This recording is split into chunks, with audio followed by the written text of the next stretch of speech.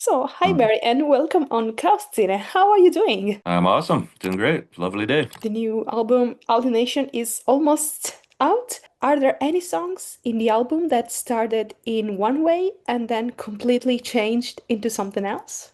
Yeah, you could say that. Definitely the title track, Alienation. I mean, that was a song we had on the last record. We wrote it, and it just didn't fit in really. We musically, we thought it was a bit too alternative for what we were doing, but there was something cool about the lyric and the melody that we really dug. So this time around, we brought that one back out. And when we were in Nashville recording that song, Neil had this neat little thing. I think it's called a karimba or something. And he came up and he was just playing this thing. And this had nothing to do with alienation, but he was playing this thing. And we started tracking this idea with Zach, a musical idea.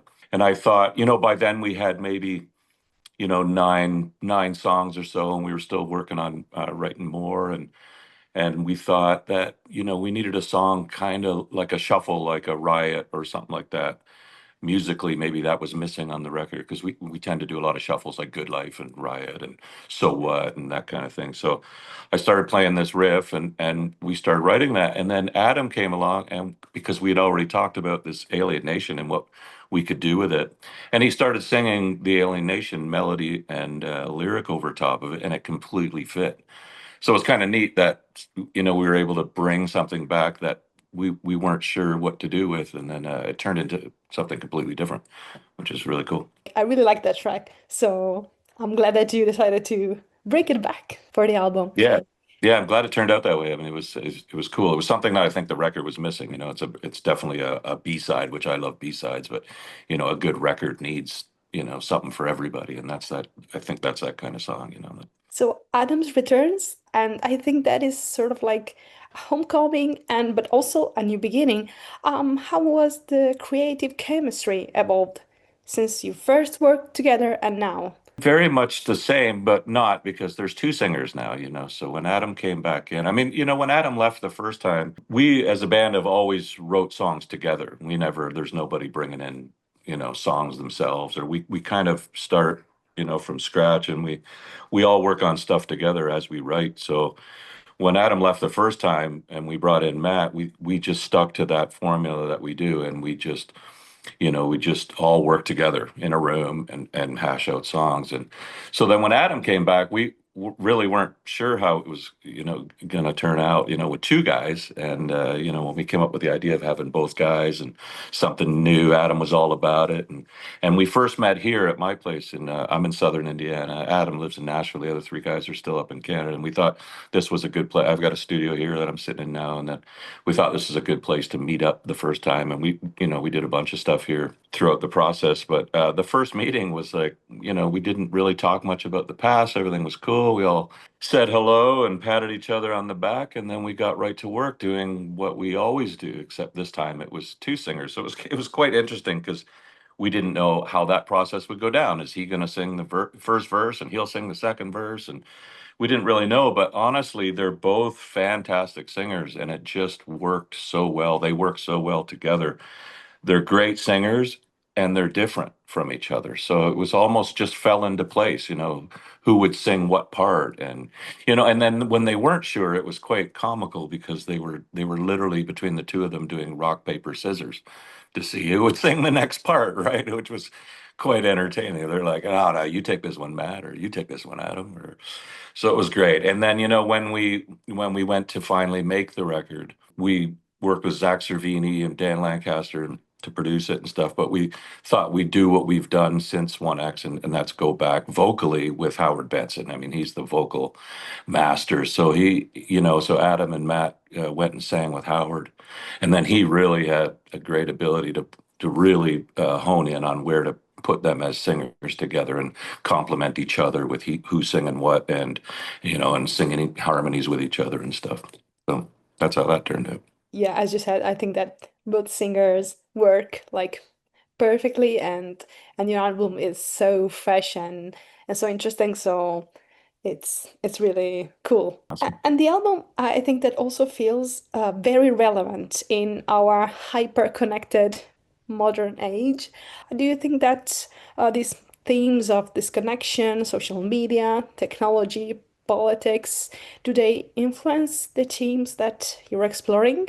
All that stuff. I mean, we've always been a band that wrote from, we write music for us as a therapy for us, what's going on around us, or maybe people close to us, or our surroundings. We sing about real life stuff, and so this time around was no different. And you're always, whether it's probably maybe more subconscious, but you absolutely, the things that are going on in life around you, it's going to come out in the music, and so when we did this record, that's no different. We sing about real life stuff and how we feel, and we express that. And there might be some doom and gloom sometimes, but there's always hope. Light at the end of the tunnel per se. And we write a lot that way. And so it was the kind of the same process now. And but it was cool. We didn't want to write another record like that we've done, and that's the hard thing as a band. You put a record together, and you as a band, your fans don't want you to change too much, but you also want to evolve as a band. And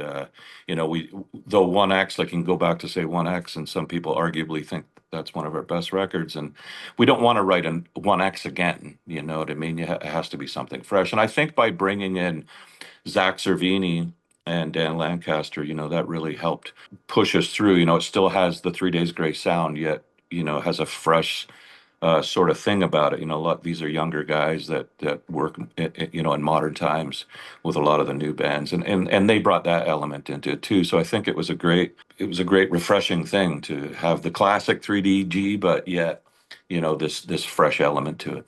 How do you hope that fans, both maybe new fans and old-time fans, will experience Alienation? I'm hoping they all love it. I mean, I think they will. I mean, I think it's got, like I said, all the elements. It's got new sounds to it. It's got the classic 3DG. I think it gives a bit of everything, like, you have obviously the original Adam fans that, and I get that because, I remember, for example, I'm giving away my age kind of, but I was a big Van Halen fan when I was young. And when David Lee Roth left, it really bummed me out. And because that's the era you knew, that's the original Van Halen. And so I got it when Adam left. There was a lot of people that they were upset about that. And I totally get it because of how I grew up with, that band. And then Sammy Hagar came in, for example, and he replaced them, and they had great success. And but they brought in a lot of new fans too, and so it was different. So, I mean, that's what kind of got my brain working and talking to the other guys in the band prior to bringing Adam back is what made me think about that. It was like I always wished they had done a tour, when I was younger after Sammy had been in the band for a while. Maybe, oh, how cool would it be if both singers came back and they did the full spectrum of Van Halen? So all of a sudden, we're in that position. We're like, wow, myself, like, and the other guys, like, I've been in a band with Adam for 10 years, Matt 10 years. I'm like, wouldn't it make sense to have the full history of 3 Days Grace? How cool would that be? And who knew if it would work? But once we started talking and we called Adam to even pursue this, he was all about it, and everybody else in the band was excited about it. So that gave us a whole, like a new excitement. You do something over and over, and I'm not saying it gets boring, but sometimes things seem a little redundant, and you're like, what can we do that could be fresh and fresh for the fans? And we thought, wow, what a great idea! And I'm glad everybody was all on board, and so it re-sparked an excitement in all of us too, to be able to do something different that nobody's really done. Like I said, I wish Van Halen did that when I was young, but here we were in that position, and we thought, well, we could do this. We could bring that and give it, because even when Matt came in too, we brought on a ton of new fans too, because of Matt, that really like Matt as well. So now to be able to amalgamate the two and give everybody the full spectrum of 3 Days Grace is awesome, and it's exciting for us. Super exciting. What do you think is an essential quality for the work of an artist in 2025? Well, I mean, passion. I mean, you have to have passion. You got to love what you do.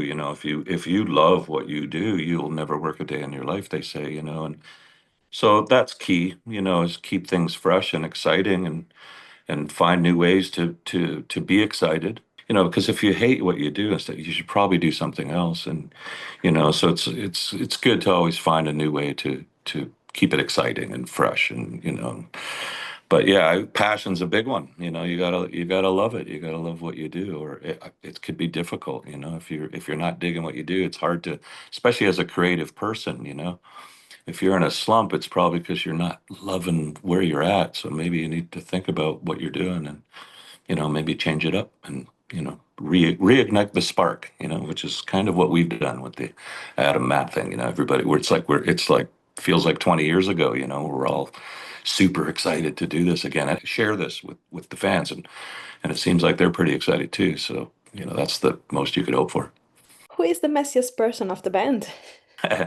Maybe Neil, and I say that in the best of ways. I'm probably the dirtiest, maybe, but he's maybe the messiest. And when I say messiest, Neil likes to spread out. Like if he comes into a room, there is his things on every end of the room, and maybe I would say, Neil might be the messiest, but I'm probably the dirtiest. So I'll take that one from him.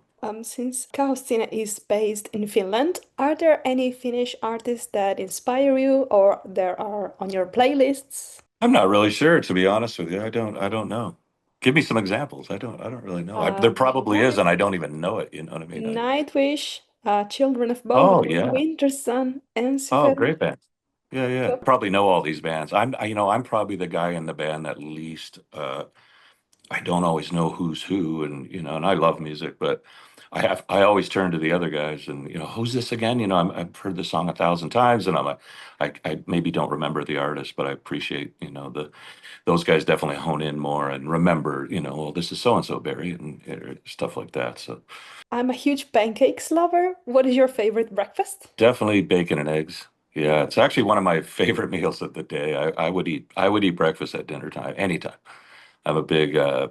bacon eggs. Yeah, I love it. Bacon, yeah, bacon eggs, toast. I tried it. I'm trying. Bread's my killer.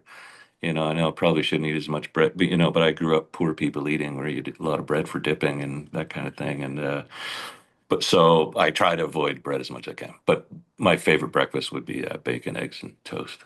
So you prefer coffee or tea for breakfast, maybe? Coffee, Coffee. definitely coffee. Yeah, yeah. My parents were British, and there was a lot of tea, but I couldn't get my head around it that much.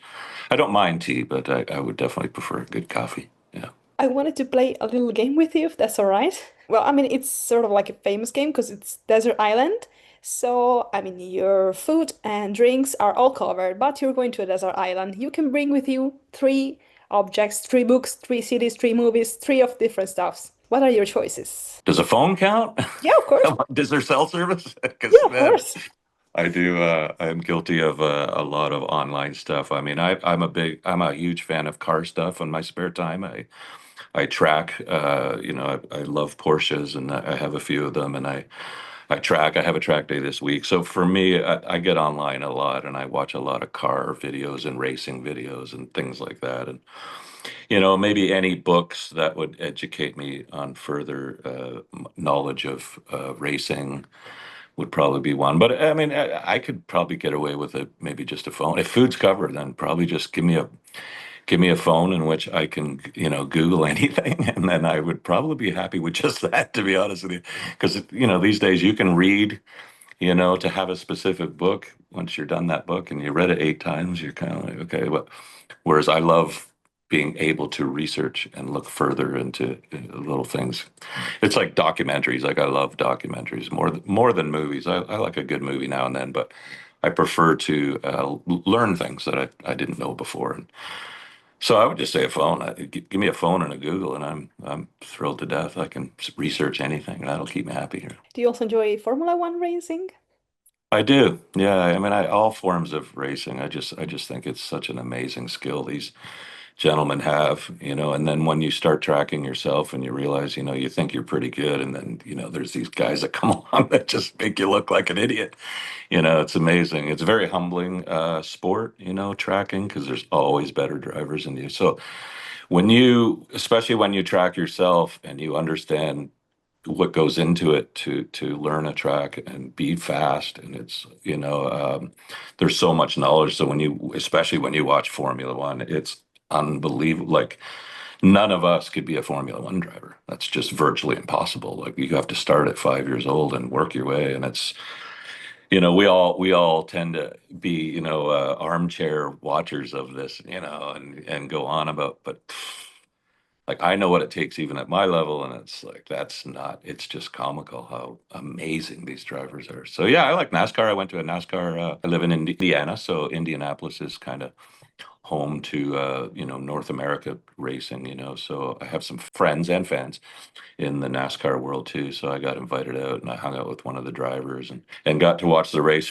literally at the edge of the track. And so that was amazing. And again, when you watch, what I find it fascinating is when you go to any type of these races, like even NASCAR, when you watch it on TV, they look like they're going so slow. Like it just when the camera's following them and it just looks slow, you're like, but when you're standing at the side of the thing and those cars go by, wow, you can't even visually see them. It's quite amazing. It's quite amazing how quick they are and loud. NASCAR is so loud. It's amazing. Barry, thank you so much for taking this interview with me. Is there anything else you want to add to our readers? I mean, I'm excited to come to Europe. I think that's going to be fantastic. It's been a little bit for us. We obviously always take a year off when we work on a new record and stuff, and we've been doing some North American stuff this year so far. But we're really excited. It's been almost 2 years, I guess, since we've been in Europe last. So we're excited about that. That's coming up soon, in November or December. So really excited. So we hope to see everybody there.